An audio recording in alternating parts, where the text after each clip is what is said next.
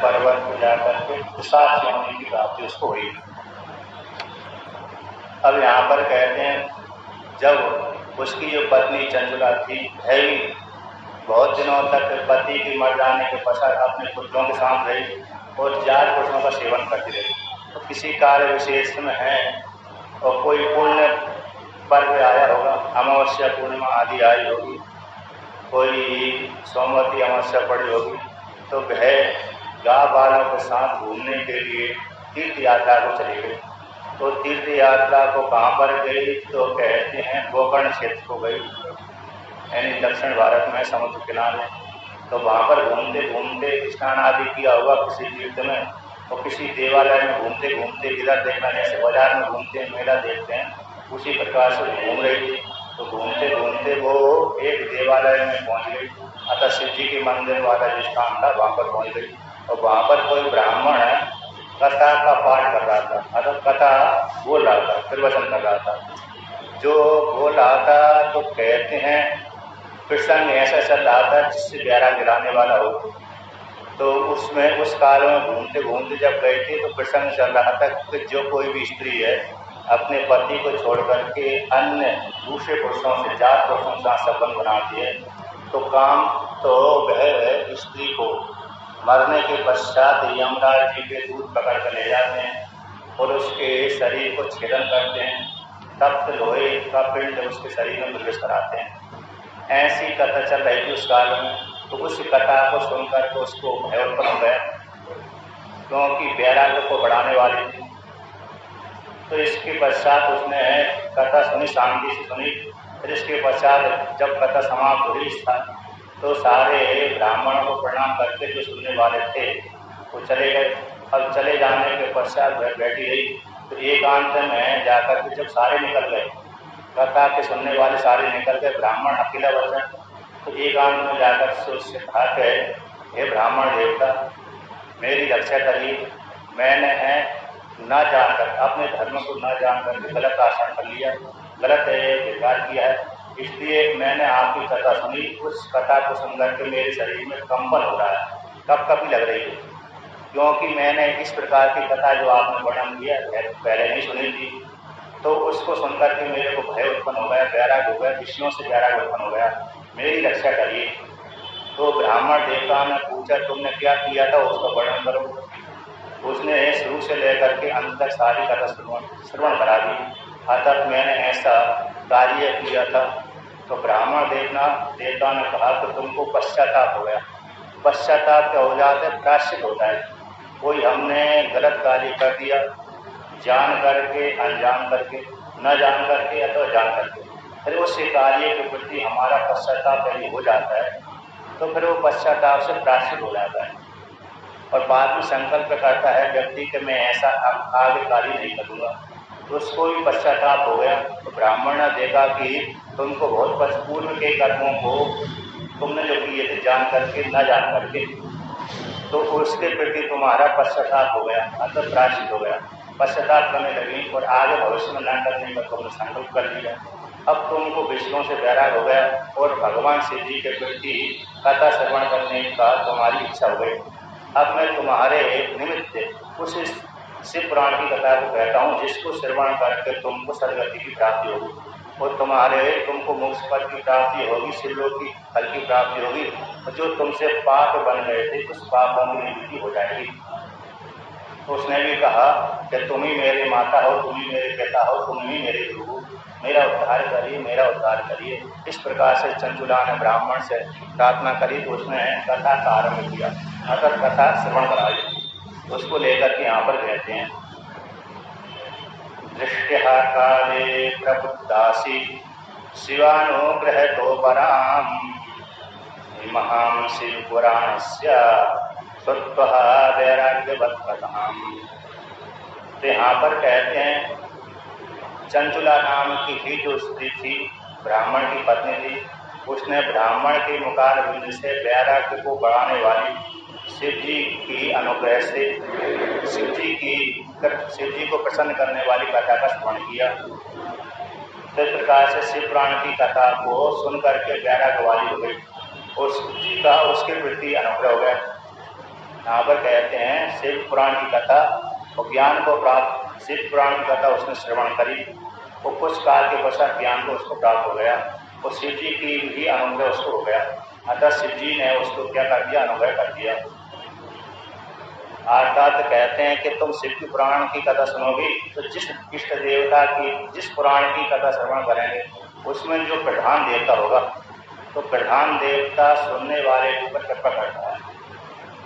माँ भैसे तुझे पत्नी तुम शिवस्य शरणं व्रज शिवानुग्रहतः सर्वं पापम सद्यो विनश्यति। तो ब्राह्मण देवता कहता है, हे तुझकी पत्नी, ब्राह्मण की पत्नी थी हो, तुम डरो मत ही, भय मत करो और शिव की शरण में चली जाओ।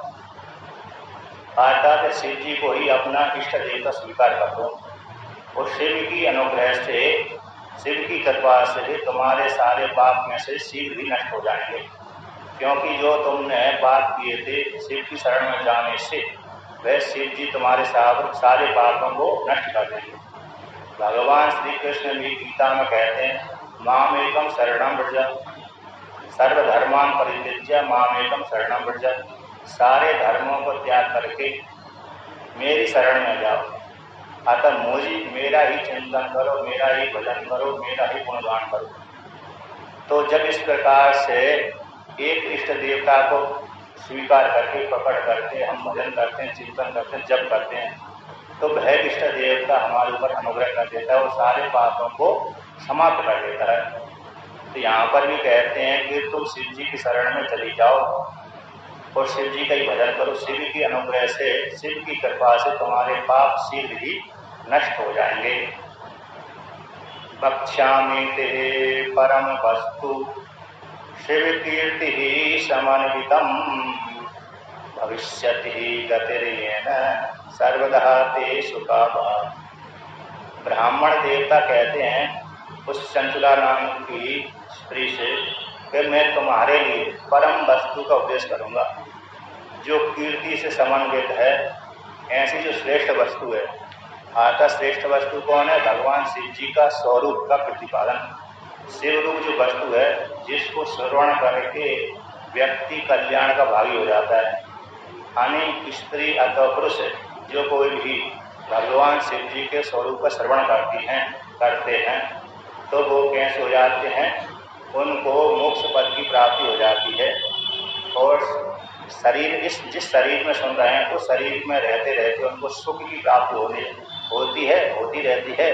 और इसके पश्चात, मरने के पश्चात शिवलोक की फल की प्राप्ति हो जाती है। यदि उन्होंने अभेद रूप से चिंतन कर लिया तो फिर वो उनको ब्रह्मलोक फल की प्राप्ति हो जाती है, आत्म मुक्त हो जाते हैं। यदि थोड़ा भेद बुद्धि से चिंतन किया तो लोक विशेष फल की प्राप्ति होती है। 4 प्रकार की मुक्ति होती है, सालोक, सामीप्य, सारूप, सायुज्य।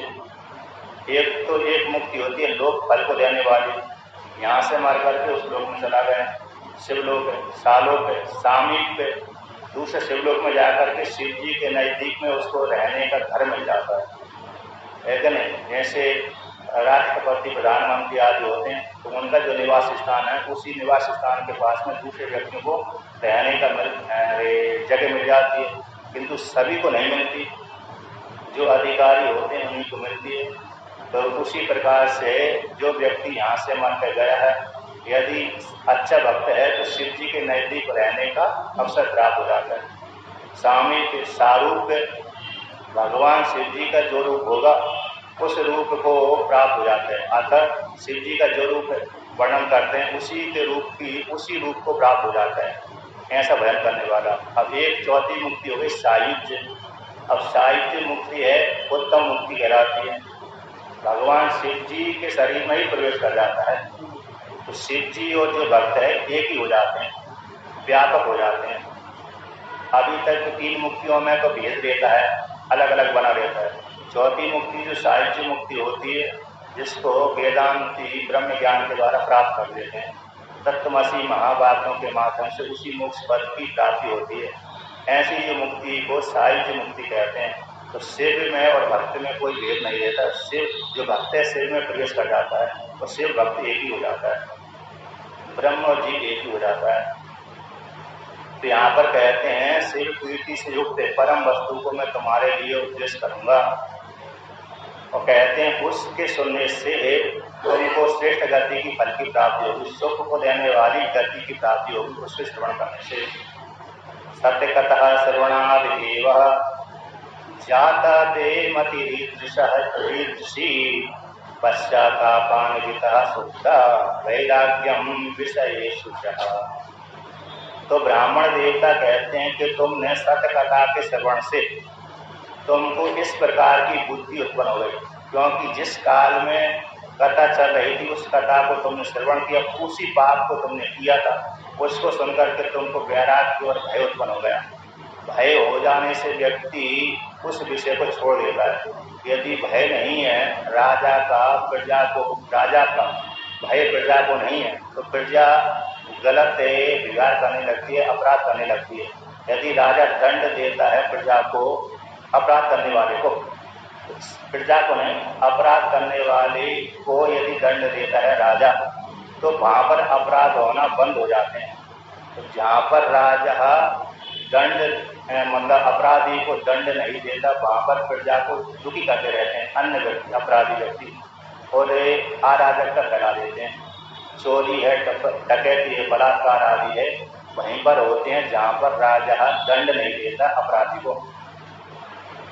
तो कहते हैं तुमने उस अपराध को किया था, उसी अपराध को कहते हैं ऐसा कष्ट प्राप्त होगा, तो उसको सुनकर के तुमको वैराग्य होगा, भय उत्पन्न होगा, इसलिए तुम पश्चाताप करने लगे। तो पश्चाताप से युक्त होकर के तुमको कैसे हो गया, विषयों से वैराग हो गया, तो तुम्हारी इस प्रकार की सद्बुद्धि उत्पन्न हो गई कि किस प्रकार से मेरा कल्याण हो, किस प्रकार से मैं उस पाप से निवृत्त हूँ।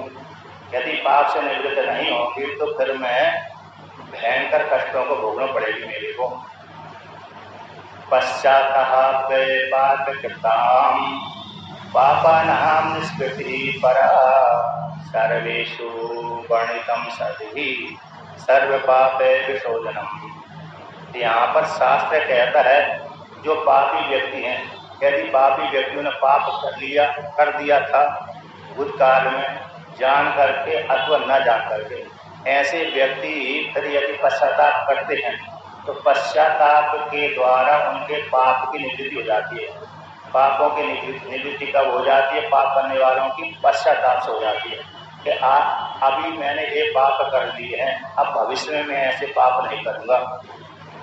यदि भविष्य में भी ऐसे पाप करूँगा तो फिर निवृत्ति नहीं होती। एक बार तो पाप कर लिया था जान करके न जान करके, तो फिर उसको दुख हो गया कि मैंने गलत किया था, ऐसे इनके साथ जो विवाद किया मैंने गलत किया है। ऐसी यदि उसको पश्चाताप हो गया है, गलती उसी की थी, है ना, जिसने पाप किया उसकी गलती थी, तो यदि उसको इस प्रकार से अपनी गलती का एहसास हो गया और फिर पश्चाताप करने लगा, उसके पाप की निवृत्ति हो जाती है। तो इस प्रकार से सज्जनों के द्वारा वर्णन किया गया है कि ये पश्चाताप सारे पापों को शोधन में हेतु होता है। आकर के पश्चाताप क्या कर देता है, सारे पापों को निवृत्ति कर देता है। जैसे घर में झगड़ा होता है तो झगड़ा हो जाए तो गलत आरोप लगा देते हैं कि तुमने ऐसा कार्य किया, तुमने ऐसा कार्य किया, तो वहाँ पर एक पश्चाताप के माध्यम से उस दोष की निवृत्ति हो जाती है। किसी ने किसी की निंदा चोरी कर दी, झूठा ही आरोप लगा दिया, तो झूठा आरोप लगा दिया तो वहाँ पर कहा मैंने गलत इसके प्रति आरोप लगाया था, तो वहाँ पर यदि पश्चाताप कर लेता है तो फिर उस दोष की निवृत्ति हो जाती है, और नहीं तो फिर भोगना ही पड़ता है। पश्चातापेन हि विशुद्धिः प्रायश्चित्तं करोति सा यथोपदिष्टं सद्भिः सर्वपापे विशोधनम्। कहते हैं पश्चाताप के द्वारा जो व्यक्ति प्रायश्चित करता है उससे कैसे हो जाता है, शुद्धि की प्राप्ति हो जाती है। पश्चाताप के द्वारा शुद्धि की प्राप्ति हो जाती है और प्रायश्चित के माध्यम से शुद्धि हो जाती है। तो प्रायश्चित जैसा शास्त्र में वर्णन किया है कि अमुक व्यक्ति ने यदि ऐसा पाप कर्म कर दिया, जैसे भ्रूण हत्या आदि कर दी है, जैसे डॉक्टर कर देते हैं, अभी डॉक्टर आदि भ्रूण हत्या कर देते हैं तो वो पाप बन गया, लड़की को भी हुआ और डॉक्टर को भी हुआ। तो ऐसे व्यक्ति को फिर ये कर्म करने से फिर उस दोष की निवृत्ति होती है। शास्त्र के द्वारा वर्णन किया है कि मारने वाले को ये प्रायश्चित करना चाहिए, भ्रूण हत्या करने वाले को ये प्रायश्चित करना चाहिए, चोरी करने वाले को ये प्रायश्चित करना चाहिए, अन्य सोना चुराने वाले को ये प्रायश्चित करना चाहिए। तो अलग अलग प्रायश्चित दिए हैं। ऐसे प्रायश्चित करने से उस पापों की निवृत्ति हो जाती है। एतच्छिवे पुराणस्य कथा श्रवणतो यथा जायते चित्त शुद्धिर्हि न ततः अन्य उपाय का। कहते हैं कि शिव पुराण की कथा के श्रवण से चित्त की शुद्धि होती है और चित्त की शुद्धि हो जाने से सारे पापों की निवृत्ति हो जाती है। अन्य उपायों से चित्त की शुद्धि नहीं हो सकती। अब जिसकी चित्त की शुद्धि हो गई वो निष्पाप हो जाता है। चित्त की शुद्धि तभी होती है जब निष्पाप होता है। पापी व्यक्ति की चित्त की शुद्धि, अंतःकरण की शुद्धि, मन की शुद्धि नहीं होती। मन की शुद्धि, अंतःकरण की शुद्धि, चित्त की शुद्धि जब धीरे धीरे से पुण्य कर्म करेगा तो फिर धीरे धीरे से शुद्ध होने लगता है। फिर भगवान के प्रति भजन में रुचि पैदा हो जाती है। जिसका मन शुद्ध होने लगता है उसका मन भगवान के प्रति आसक्त हो जाता है, भगवान का भजन करने लगता है। तो जिसका भजन करने में ज़्यादा मन लगता है तो उसको अपने मन में विचार कर लेना चाहिए कि मेरा मन पवित्र है। पवित्र मन वाले का ही भगवान के भजन करने में मन लगता है, रुचि पैदा होती है। तो जिसकी रुचि भगवान के भजन करने में होती है तो उसका मन स्वाभाविक रूप से शुद्ध होता है।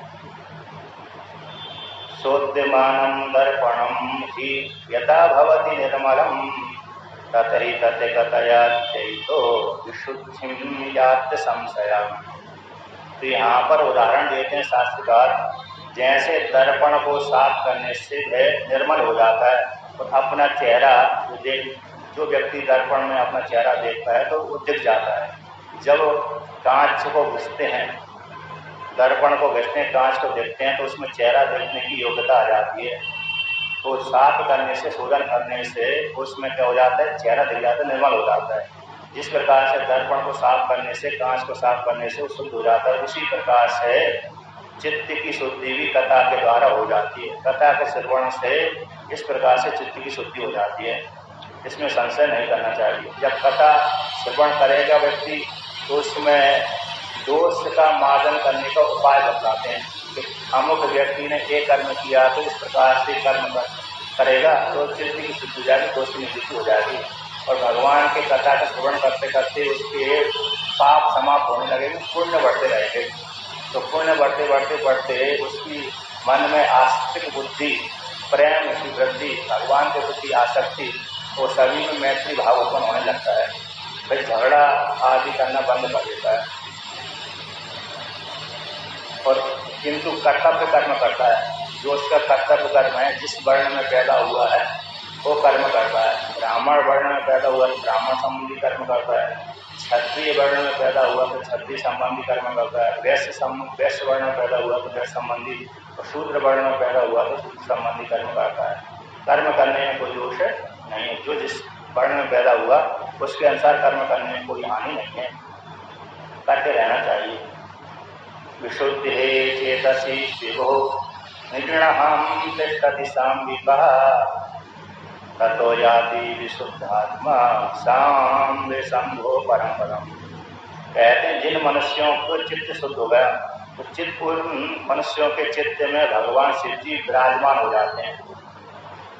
जब तक व्यक्तियों का चित्त शुद्ध नहीं होता तब तक भगवान शिव जी उसके हृदय में विराजमान नहीं होते। जिस व्यक्तियों के, जिन भक्तों के हृदय शुद्ध हो गए हैं उन्हीं भक्तों के हृदय में भगवान विराजमान हो जाते हैं।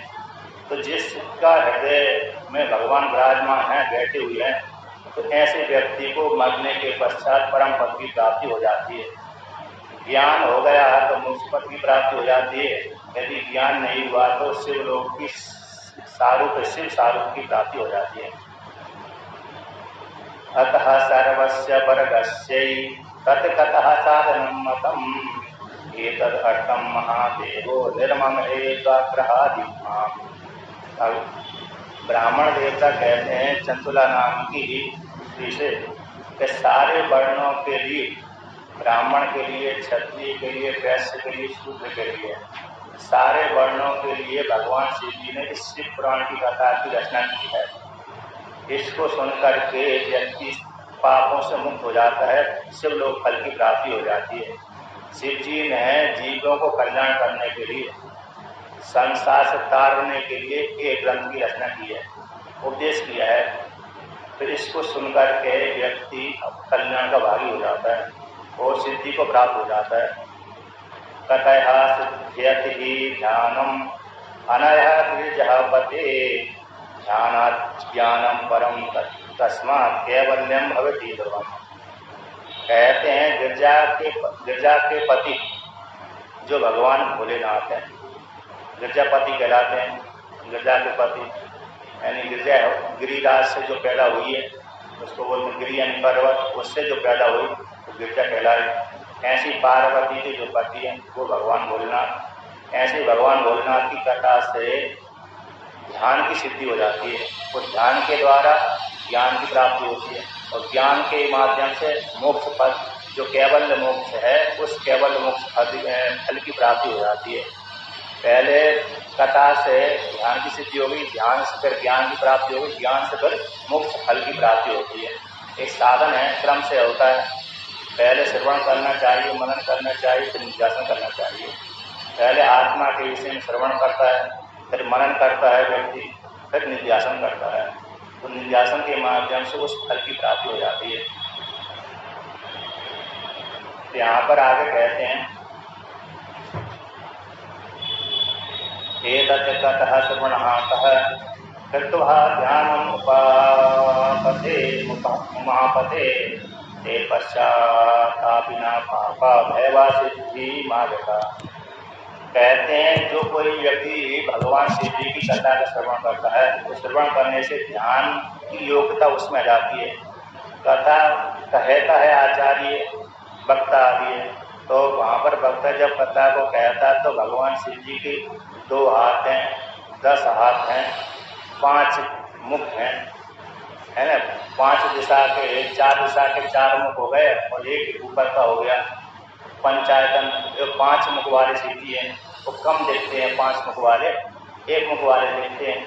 1 मुख वाले शिव जी के 2 हाथ हैं और 5 मुख वाले शिव जी के 10 हाथ हैं, लेकिन पैर 2 ही हैं, लेकिन पैर तो 2 ही हैं लेकिन अरे हाथ 10 हैं।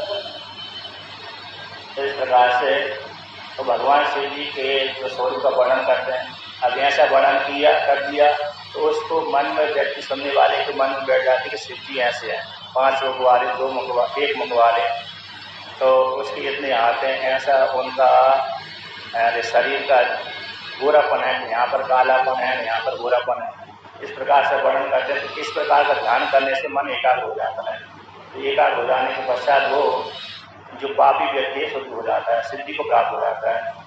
कतः श्रवणतः संबोध मननाच्चः तत्त्वतः निध्यासना निधिध्यासन्तश्चैव चित्तशुद्धिः भवत्यलम्। कहते हैं कथा भगवान शिव जी की कथा के श्रवण से मन एकाग्र हो गया। फिर जो जिस कथा का श्रवण किया उसका मनन करता है, मनन के पश्चात फिर हृदय में निध्यासन करता है और निधिध्यासन से फिर चित्त शुद्धि को प्राप्त हो जाता है, निर्मल हो जाता है, फिर मोक्ष पद की प्राप्ति हो जाती है। अतो भक्तिरे महेशस्य पुत्राभ्यां भवति ध्रुवम् तदनुग्रहतो दिव्या ततो मुक्ति न संशय। बृहद्रष्ण उपनिषद में आता है, याज्ञवल्क्य अपनी पत्नी से कहते हैं कि हे मैत्रेयी, हे आत्मा कैसी जानने की हो गए, आत्मा बारे दृष्टव्य श्रोतव्य मंतव्य निध्यासितव्य। ये उपनिषद का वाक्य है। जब याज्ञवल्क्य यानी अपनी पत्नियों को छोड़ करके जंगल में जा रहे थे, आतस संन्यास धारण कर रहे थे, उन्होंने कहा अब मैंने गार्ह जीवन भोग कर लिया है, अब इस शरीर से गार्ह जीवन से ऊपर उठना चाहता हूँ, इसलिए अब मैंने तुम दोनों से विवाह किया है, अब मेरे कारण तुम दोनों के साथ संबंध हुआ है, तुम दोनों बहन बहन हुई है, अब मेरे जाने पर कहीं संपत्ति को लेकर के दोनों में झगड़ा न हो जाए, इस हेतु से मैं संपत्ति पा करके जंगल में जाना चाहता हूँ। तो वहाँ पर जा करके भगवान परमात्मा का ध्यान करूँगा। तो जब इस प्रकार से जो है अपनी पत्नी से, बड़ी पत्नी से बोल करके जाने लगे थे, धन का बंटवारा करके जा रहे थे, उसकी बड़ी पत्नी ने कहा, जिस तथ्य को जानने के लिए आप हमको त्याग करके जंगल में जा रहे हैं, कि उस तथ्य को क्या हम इस धन से कुछ सकते हैं, प्राप्त कर सकते हैं का? तो याज्ञवल्क्य ने कहा, धन से वो तत्व नहीं प्राप्त होता। धन तो क्या है, वो भोग का साधन है। जैसे अमीर व्यक्ति ही सुखी हो जाते हैं धन के द्वारा, अर्थात हर कार्य उनको धन के माध्यम से जल्दी प्राप्त हो जाता है। जो गरीब होगा उसको पैदल चलना पड़ेगा, किंतु अमीर व्यक्ति है साधन के माध्यम से तुरंत कार्य सिद्ध कर लेगा। इसलिए उनको धनाढ़ व्यक्तियों को थोड़ा बहुत सुख होता है। उसी प्रकार से तुम्हारा जीवन अच्छा व्यतीत होगा धन को लेकर के। बाकी परमात्मा वस्तु की प्राप्ति धन से नहीं होती। तो उन्होंने कहा, जिस परमात्मा वस्तु की प्राप्ति जिससे होती है उसके विषय में वर्णन करिए। तो उन्होंने कहा, उन्होंने ये वाक्य बोला, आत्मा वाले द्रष्टव्य, श्रोतव्य, मंतव्य, निध्यासितव्य। वह आत्मा जानने योग्य है, तो जिसको जो जानने योग्य है उसी के विषय में श्रवण करना चाहिए। तो जिसके विषय में श्रवण किया है उसी के विषय में मनन करना चाहिए। अब जिसका मनन किया है उसी का निध्यासन करना चाहिए। तो आत्मा अजर अमर है, ऐसा श्रवण कर लिया। असंग है, कूटस्थ है, व्यापक है, एक आत्मा कैसी आत्मा जानने होगी, इसी का ही शास्त्र के द्वारा श्रवण कर लिया। और श्रवण करने के पश्चात फिर व्यक्ति मन करता है कि जो शास्त्र ने बोला है, जो आचार्य ने बोला कि आत्मा कैसी अजर है, अमृत है, अवय है, व्यापक है, उत्पन्न होने वाली नहीं है, मरने वाली नहीं है, निर्गुण निराकार है, तो हमारा मन स्वीकार करता है कि नहीं करता? तो शास्त्र आचार्य के वाणी को मनन करके जान लेता, हाँ जो शास्त्र ने बोला है और जो आचार्य ने बोला और हमारा मन भी इसी विषय में स्वीकार कर रहा है, क्योंकि इसको शरीर तो नष्ट हो जाता है, ये अजर अमर नहीं हो सकता। इंद्रिय भी नष्ट हो जाती हैं, ये अजर अमर नहीं है। तो जो जानने वाला है, जिसने बालकपन में जाना कि मैं बालक था, तो वही जवानी में जानता कि मैं वही था जो बालापन में यहाँ पर खेलता था, जवानी में यहाँ पर विहार कर रहा हूँ और वृद्धावस्था में यहाँ पर रह रहा हूँ। तो जानने वाला तीनों कालों में एक ही रहा, किंतु शरीर में परिवर्तन होता रहा। तो जानने वाला जो कैसा है, अजर अमर है, वही व्यापक ब्रह्म है। इस प्रकार से मन के द्वारा जान लेता है, फिर उसको निध्यासन के माध्यम से का चिंतन करता रहता है। ऐसा चिंतन करने से उसको मोक्ष पर फल की प्राप्ति हो जाती है। तो यहाँ पर भी कहते हैं, कथा के श्रवण से, शिव जी कथा के श्रवण से मन एकाग्र हो गया, फिर उसका मनन करा, फिर उसी के चिंतन किया, ध्यान किया, निध्यासन किया। तो निध्यासन करने से चित्त शुद्धि हो जाती है और परम पद फल की प्राप्ति हो जाती है। और कहते हैं कि भगवान शिव जी ने इस प्रकार की कथा का वर्णन किया, बनाया है कि अतो महेशस्य पुत्राभ्याम भक्ति भक्ति रूपम। कहते भगवान शिव जी के अनुग्रह से इस ग्रंथ में पुत्रों के सहित ज्ञान और वैराग्य, ज्ञान वैराग्य भक्ति के पुत्र हैं, और ज्ञान वैराग्य के सहित भक्ति भगवान शिव जी के प्रति भक्ति उत्पन्न हो जाती है, और भगवान शिव जी की भक्ति के अनुग्रह से मोक्ष पद की प्राप्ति हो जाती है। ज्ञान वैराग्य से होकर के भक्ति बढ़ती है, और भक्ति से फिर भगवान शिव जी अनुग्रह करते हैं, भक्ति के माध्यम से उसको मोक्ष फल की प्राप्ति होती है। भक्ति यानी श्रद्धा विश्वास, जिसके प्रति ऐसे पति की पत्नी के प्रति भक्ति बनी रहती है, पत्नी की पति के प्रति भक्ति बनी रहती है, श्रद्धा विश्वास बना रहता है। तो इससे मेरा सारा जीवन है, इसके साथ रहने से मेरा सारा जीवन सुखीमय व्यतीत होगा। इस प्रकार से पत्नी का भी और पति का एक दूसरे के प्रति भक्ति बनी रहती है। उसी प्रकार से यहाँ पर भी शिव जी के प्रति भक्ति हो जाने से भक्ति की, तो उनके पुत्र के साथ ज्ञान वैराग्य जो दो पुत्र हैं भक्ति की, उससे युक्त होकर के भगवान शिव जी की भक्ति करता है। तो उस भक्ति के प्रभाव से, ज्ञान वैराग्य के प्रभाव से उसको मोक्ष पद की प्राप्ति हो जाती है भक्त को। अर्थात वो भक्त चाहे स्त्री हो या तो पुरुष हो, बालक हो अथवा बालिका हो, युवती हो या अथवा युवक हो, कोई भी हो, भक्ति करने वाला कोई हो, ऐसी भक्ति करता है तो उसको मोक्ष फल की प्राप्ति हो जाती है। इसमें ये नहीं है कि पुरुष को ही भक्ति करेगा, ज्ञान वैराग्य होगा, वही मुक्त होगा, स्त्री नहीं हो सकती, ऐसी बात नहीं है। स्त्री करती है तो स्त्री को भी होता है, मोक्ष फल की प्राप्ति होती है। पुरुष करता है तो पुरुष को हो जाता है। यदि पुरुष नहीं किया तो स्त्री ने कर लिया, पति पत्नी में से एक ने ज्ञान प्राप्त कर लिया, तो जिसने ज्ञान प्राप्त किया उसी को मोक्ष फल की प्राप्ति होगी। ऐसे योग वासिष्ठ में चूड़ाला और शिखित उसका आख्यान आता है। उसमें चूड़ाला नाम की जो स्त्री थी, तो उस चूड़ाला नाम की शिखित उसकी पत्नी थी। तो उसको पहले पत्नी को ज्ञान हो गया, पति को बाद में ज्ञान हुआ था, और पत्नी ने ही पति को ज्ञान दिया था, उपदेश किया था। तो शिखित ध्वज को जो ज्ञान हुआ है योग वासिष्ठ में, उसमें योग वासिष्ठ में उसने अपने पति को उपदेश किया। तो पति को उपदेश करने के पश्चात पति को बाद में ज्ञान हुआ, पहले पत्नी को ज्ञान हुआ था। ब्राह्मणों के मुखार से उसने उपदेश सुना, उसी में निर्ध्यासन करने लगे तो उसको ज्ञान हो गया। ज्ञान होने के पश्चात फिर उसने योग सिद्धि की साधना करी, तो उससे आकाश उड़ने की शक्ति आई।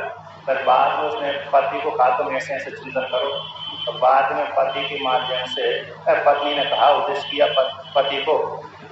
अब पति को उपदेश करने, पति को जब उपदेश किया तो उसने भी पत्नी मतलब दूसरे वेश में उपदेश किया था वहां पर। तो बाद में ले जा करके अंत में जा करके पत्नी के माध्यम से ही श्री कृष्ण को ज्ञान हुआ था। तो कभी कभी पत्नी भी उपदेश कर देती है पति को, कभी कभी पति भी पत्नी को उपदेश कर देता है। ऐसे अरे अगस्त्य मुनि है, अगस्त्य मुनि की पत्नी ने, उनकी जो पत्नी थी विदर्भ देश की राजकुमारी रही लोपामुद्रा। तो लोपामुद्रा ने ही अगस्त्य मुनि को मंत्र की दीक्षा दी, श्री विद्या जो मंत्र है उसकी दीक्षा दी थी। क्योंकि लोपामुद्रा को कहाँ प्राप्त हुआ मंत्र, श्री विद्या की दीक्षा कहाँ प्राप्त हुई, उसके पिता से उसने ली थी। विदर्भ देश की राजकुमारी थी, पिता उसके श्री विद्या के उपासक थे, तो वहीं से अपने पिता से ही श्री विद्या की उपासना करती थी, मंत्र ग्रहण कर लिया था। बाद में अरे अगस्त ऋषि को श्री विद्या प्राप्त करने की इच्छा हुई, तो किसी देवी ने देवदान कहा तुम्हारी पत्नी उस विद्या को जानती, इसी से ग्रहण करो। तो गुरु बनाया था, पत्नी को ही गुरु बनाया था उस मंत्र के लिए। इस प्रकार से तो यहाँ पर कहते हैं तद विहीना पशुर गेयो माया बंधन सप्तधि संसार बंधनाम नैव मुक्तो भवति सर्वम। कहते हैं जो व्यक्ति ज्ञान वैराग्य और भक्ति से रहित है, ऐसा व्यक्ति माया बंधन में आसक्त वाला जो व्यक्ति है उसको पशु जानना चाहिए। अगर मनुष्य तो है, स्त्री पुरुष मनुष्य तो है, किंतु पशु ही है, क्योंकि माया बंधन में आसक्त बुद्धि वाले हैं, उनको पशु ही जानना चाहिए। संसार बंधन से वे मुक्त नहीं होते निश्चित रूप से, क्योंकि ना तो उनमें ज्ञान है, ना वैराग्य, ना भक्ति है। ऐसे व्यक्ति संसार सागर से मुक्त नहीं होते।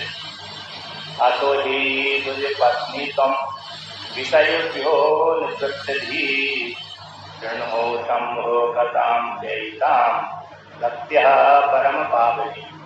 मेरी वाणी सुनाई गई है। तो यहाँ पर कहते हैं अतो इसी कारण से हे तुझी की पत्नी, ब्राह्मण की पत्नी चंचला, तुम्हारी विषयों से बुद्धि के सुख निवृत्त हो गई है, और शंभु की भगवान भोलेनाथ की कथा मेरे मुखार से तुम श्रवण करो, जो भक्ति को बढ़ाने वाली है, परम पवित्र करने वाली जो भक्ति है कथा है, उस कथा को भक्ति से युक्त होकर, श्रद्धा से युक्त होकर के मेरे से तुम श्रवण करो। इस प्रकार से ब्राह्मण देवता ने, कथावाचक ने उस ब्राह्मण की पत्नी से कहा। शृण्वन्त्यः सतकथाम् एताम् शंकरस्य परात्मना बुद्धिं देष्यति चेतस् ते ततो मुक्तिम् अवाप्स्यसि। के ब्राह्मण देवता कहते हैं, कथावाचक कहते हैं, तुम भगवान श्री जी जो परात्मा है, परब्रह्म परमात्मा है, उनकी कथा को तुम श्रवण करो। सत कथा को श्रवण करोगी तो तुमको तुम्हारा चित्त कैसा शुद्ध हो जाएगा। इसके पश्चात कथा के माध्यम से तुम बाद में मुक्ति को भी प्राप्त हो जाओगी, यदि तुम श्रद्धा से होकर श्रवण करोगी तो।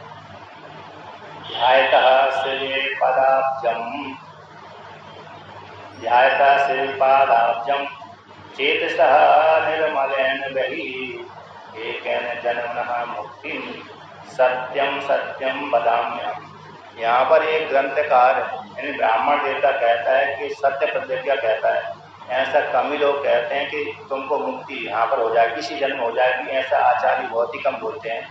यहाँ पर कहते हैं तुम यदि कहते शिव जी के चरण कमलों को ध्यान करोगे तो जिससे तुम्हारा चित्त निर्मल हो जाएगा। चित्त निर्मल के द्वारा तुमको इसी जन्म में ही मुक्ति हो जाएगी। ऐसा उन्होंने आशीर्वाद भी दे दिया। मैं सत्य कहता हूँ, सत्य कहता हूँ, 2 बार प्रतिज्ञा करी कि तुम्हारी एक जन्म में ही मुक्ति हो जाएगी। जिस जो जन्म लिया है अतः जिस योनि में वो गई हुई है, ब्राह्मण की पत्नी थी, उसी शरीर में ही मुक्त हो जाएगी। मैं सत्य कहता हूँ, सत्य कहता हूँ। तुम शिव जी के चरण कमल को पकड़ लो और उससे चरण कमल पकड़ने से तुम्हारा अंतःकरण शुद्ध हो जाएगा। उस अंतःकरण के द्वारा शिव जी का ध्यान करने से तुम्हारा इसी शरीर में रहते रहते मोक्ष फल की प्राप्ति हो जाएगी। मैं सत्य कहता हूँ। इस प्रकार से 2 बार प्रतिज्ञा उन्होंने ब्राह्मण देवता ने की। सूत जी कहते हैं सौनक आदि ऋषि से, अतः बिंदु के पत्नी सा चंचला प्रसन्नधि समासीदे बाष्प लोचन। जब इस प्रकार से ब्राह्मण की पत्नी से उस ब्राह्मण देवता ने कहा तो बिंदु की जो पत्नी चंचला थी, ब्राह्मण के मुखार बिंद से इस प्रकार की वाणी सुनकर के प्रसन्न हो गई और ब्राह्मण के मुखार बिंद से इस प्रकार सुनकर के वह उसकी आंखों में अश्रु की धारा बहने लगी। आता उसने ब्राह्मण देवता ने कृपा कर दी कि मैं तुम्हारे लिए कथा को उपदेश करूंगा, क्योंकि उसको भी वैराग हो गया था और वो भी उसी की शरण में चले गए।